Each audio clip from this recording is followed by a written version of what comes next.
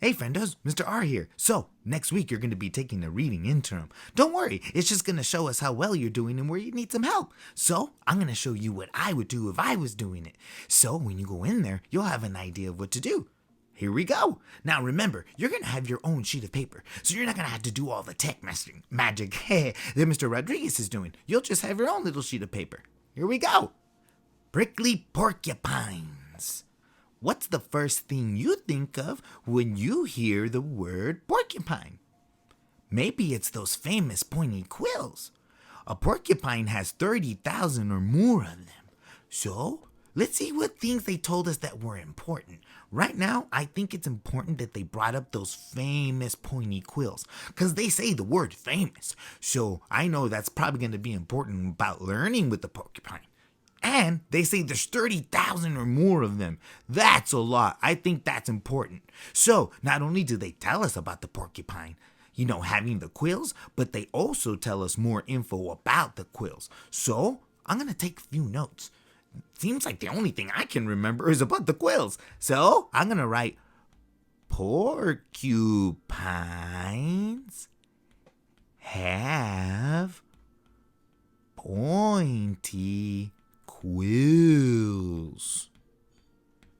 Now, if I don't know what a quill is, I think that's okay right now. I do know they're pointy, and since they're probably important to the porcupine, I'm sure I'm going to learn what a quill is. So, let's keep reading. You might have seen cartoons showing porcupines that could shoot their quills. Real porcupines can't do that. But if a predator attacks a porcupine, the animal whirls around with its sharp quills raised. It swishes its tail from side to side, and if the attacker gets whacked, the quills will easily get stuck in his skin. Whoa. So, I think there's a lot of good information there. The first thing I can think of is they don't shoot their quills. They can't do that. I think that would be super neat, but they can't do that. But what they do is they swish around. And that swishing is kind of like, like they're swinging their quills around to hit them. So what I'm going to do really is I'm going to draw a little drawing of that, because that's what I remember. Because right here it says, they whirl around with the quills raised, and it swishes its tail from side to side. That may be like a lot to write for me, so maybe I can draw something. So I'm going to zoom in. Remember, you have your own paper. So I'm going to zoom in, and I'm going to draw a tail. Whoosh. To me, that looks like it's swishing around. Whoosh. Oh. Okay, now I'm going to put some sharp things. Even if I don't know what quills are, I'm going to put some like spiky things. And that's my little drawing. So I can see that it's moving from side to side. Yeah, and that's what I remember. So those predators better be scared. Okay, let's keep going. Now I see something important. Right here, I see another new little title. They make it bold for a reason. It says on the menu. So I'm going to think to myself, a menu. Oh, a menu makes me think of food. So maybe they're going to talk about what the porcupine eats. Let's find out. The name porcupine means quill pig. The quill part is right, but porcupines aren't pigs at all. Like mice, squirrels, and beavers, they're rodents. North American porcupines live in much of the United States and Canada. Okay, so let's see what other important stuff they've told us. I know that this name means quill pig, but I also know they aren't pigs. They're like mice. So, when I think of a porcupine, I should think they're like cousins of mice. And they also tell us they live in the United States and Canada. Let's see how much of that I can just fit into a note. I think a lot, actually. Look, check this out. What? They are like mice. They live in America and Canada. Oh, I think I misspelled Canada.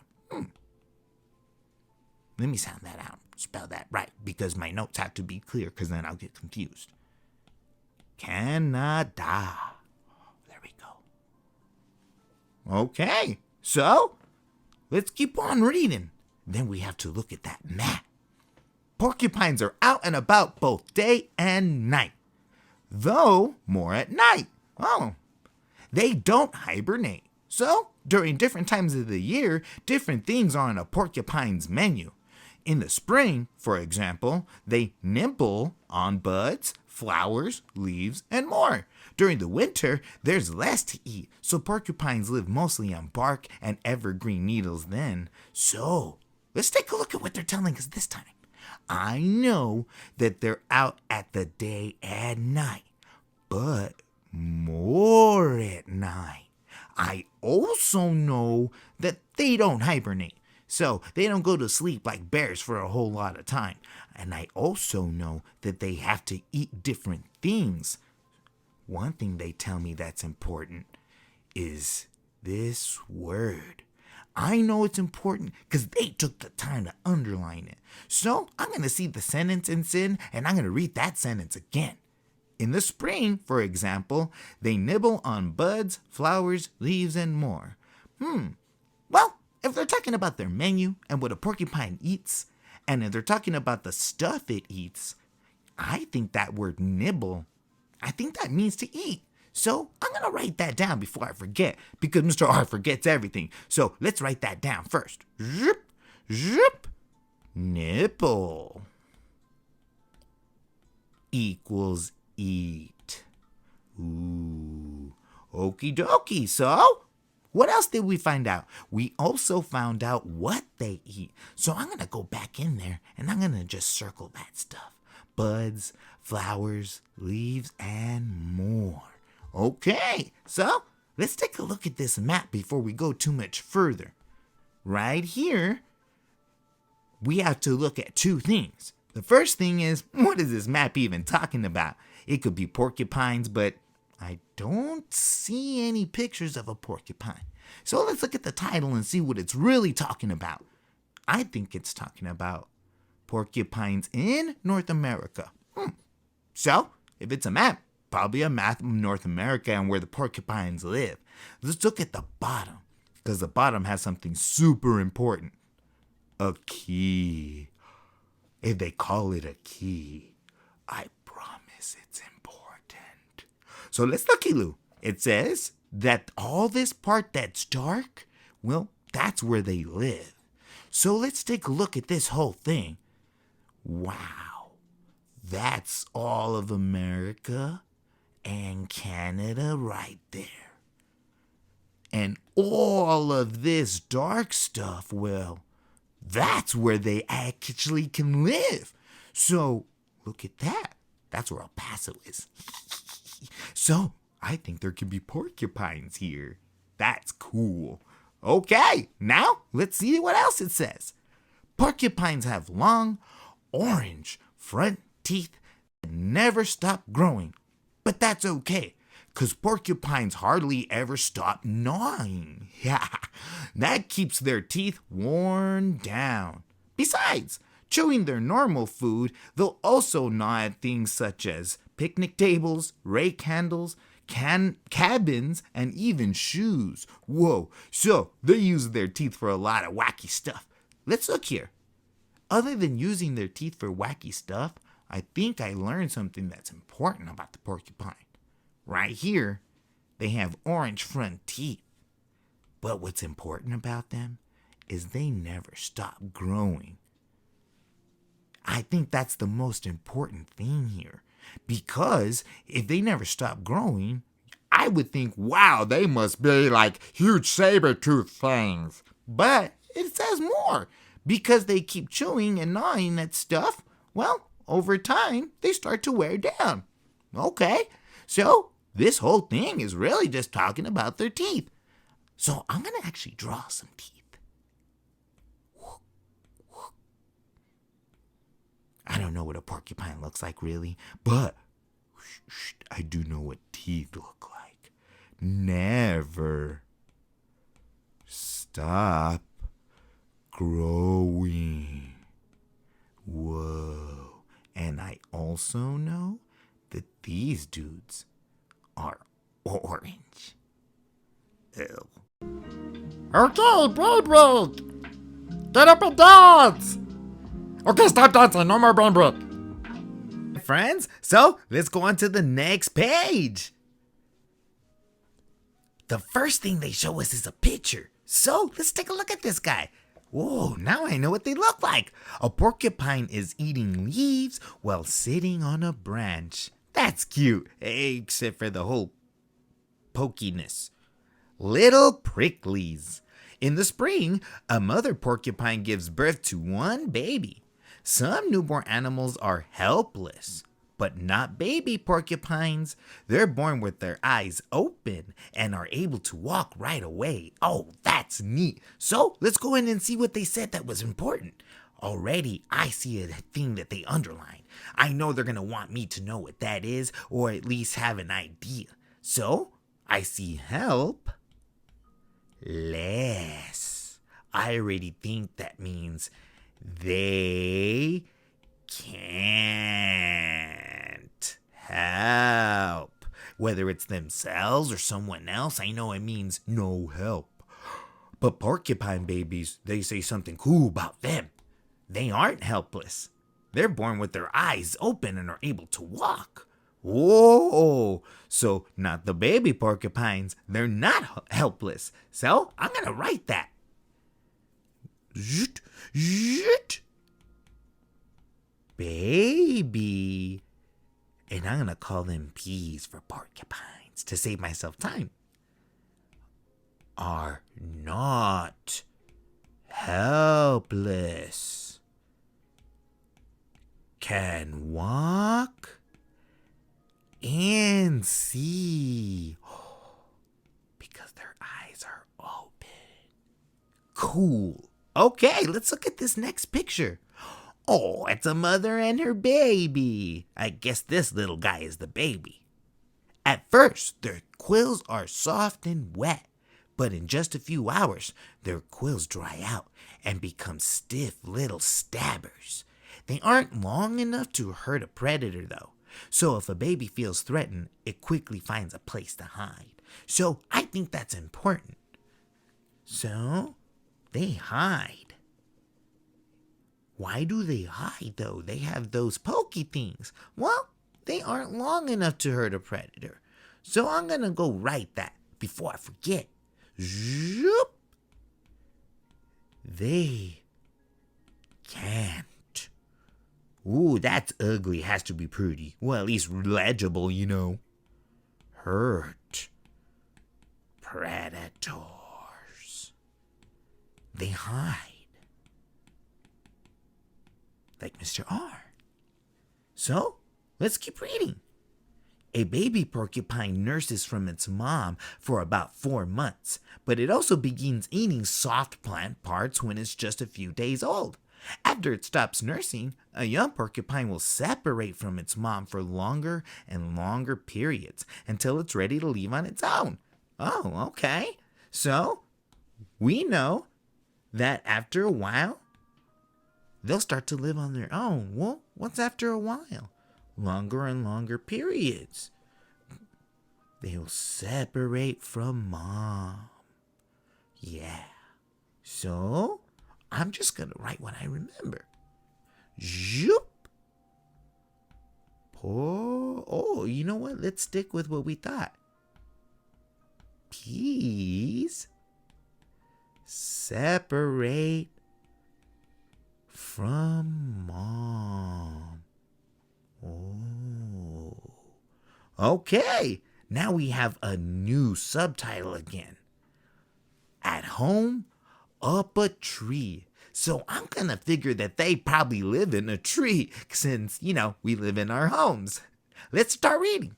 Porcupines are great climbers and spend a lot of their time in trees.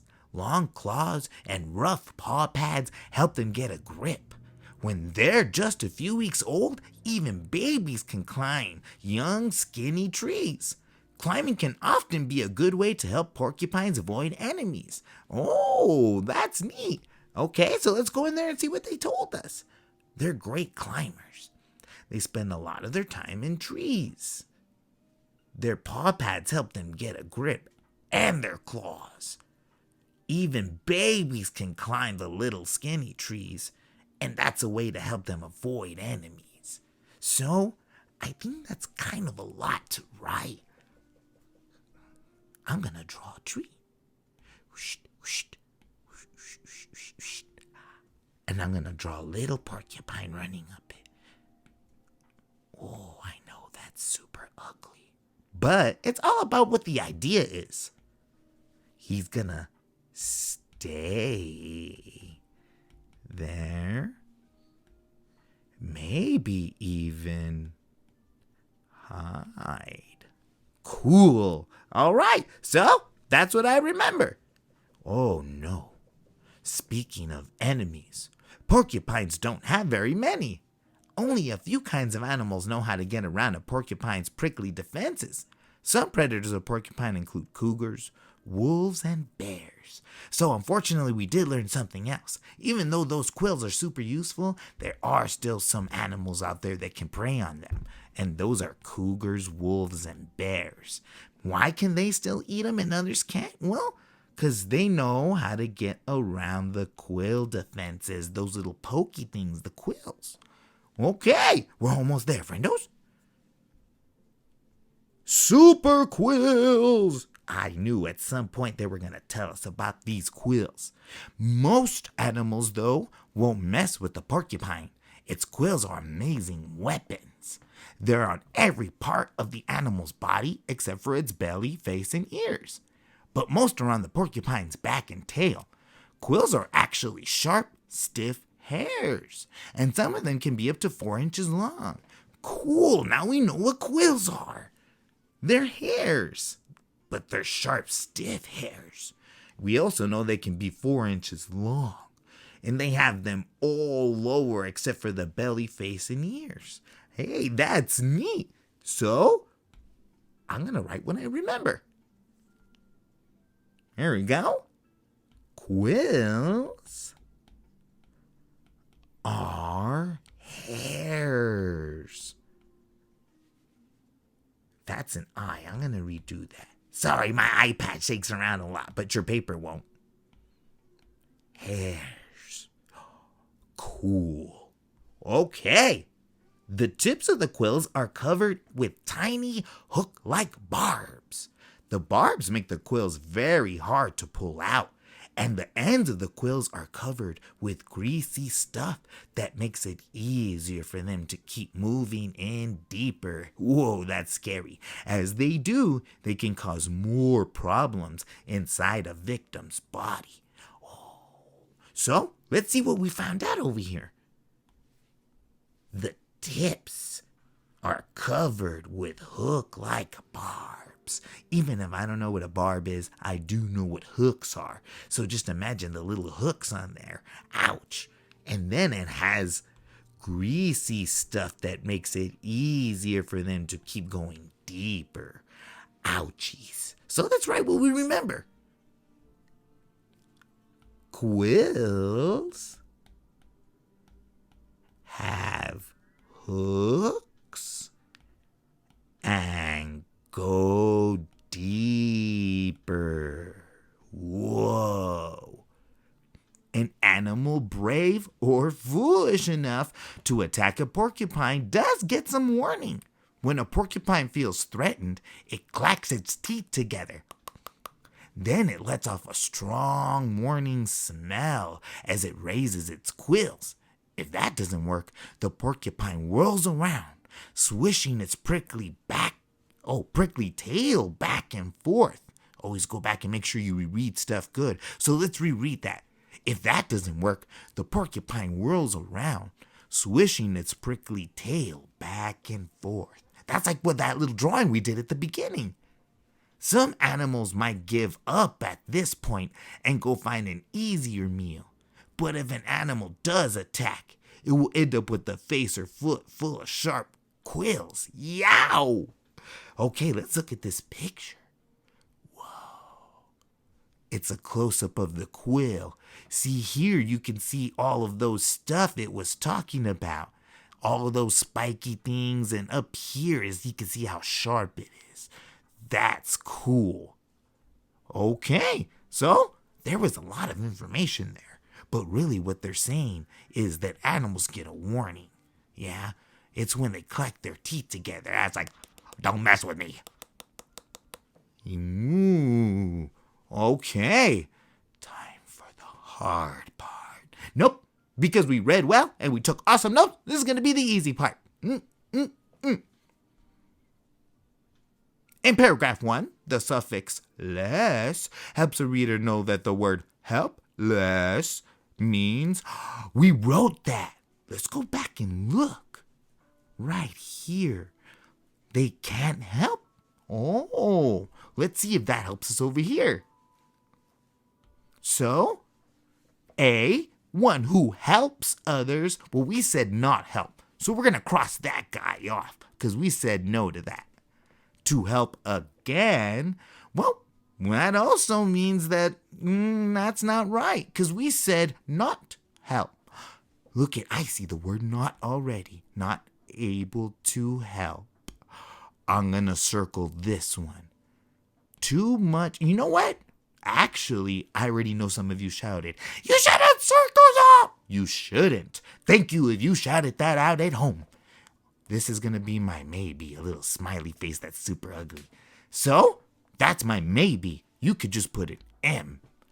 Too much help. Nah, because we said not help. So, we know our answer should be C. Awesome. Let's go to the next one. Which text feature?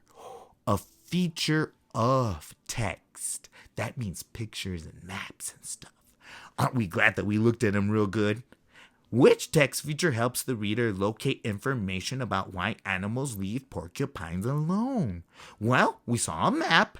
I don't think that tells us about why other animals leave them alone. We also saw a picture with the mommy and the baby. That's cute. I don't think they would stay away from that. But we also saw a picture of that sharp quill. I think all of us would stay away from that. So let's see if we see something that says that on it. The label on the map. No, I think we said the map wasn't going to help us with that. Because we're talking about why animals leave porcupines alone. The map didn't tell me that. The subheading on the menu. Well, when we talked about menu, it's what we eat. And they talked about what porcupines eat. And we're talking about why animals don't eat them. So that can't be right. The caption under the photograph next to paragraph 6. Well, let's go look. Here's paragraph 6. That's the mommy and the baby. No. So it can't be that either. The subheading under super quills. We know it's the super quills. Whoa, because those are the pokey parts. So it's got to be J. Our answer's J. Yes. What is the most likely reason the author wrote this? Why would I write this? Well, it wasn't particularly funny. It wasn't really an opinion. I learned a lot of stuff, though. Let's see if we think of any answer here that tells us that we learned things. A, to tell the reader where to find porcupines in the wild. It did tell us that through the map, but that's not all the author wrote about. So I'm not going to pick that one. To describe how a porcupine acts around an attacker, just like the first one, we did learn about that. But that's not all we learned. If the author wanted us to learn that, he would have just said that. To provide the reader with many different facts about porcupines. I think that's what we said. We learned lots of different facts about porcupines. So, I think I'm going to make that one my maybe. Let's see if I can do a better face. That's kind of better. To explain why porcupines look different from other animals. Well, we did learn about the quills. but we also learned lots of other stuff. So, I'm going to say that our answer is C. Yay! Next one, we're almost finished, friendos. And that's because we took good notes and we read really well. Which section is most likely to give information about what a porcupine eats? We just talked about this. We talked about that word menu and how menu is talking about what something eats. So let's see if we can find that word again. Menu. We already know what a menu is. That's something that something eats. So let's go looking back.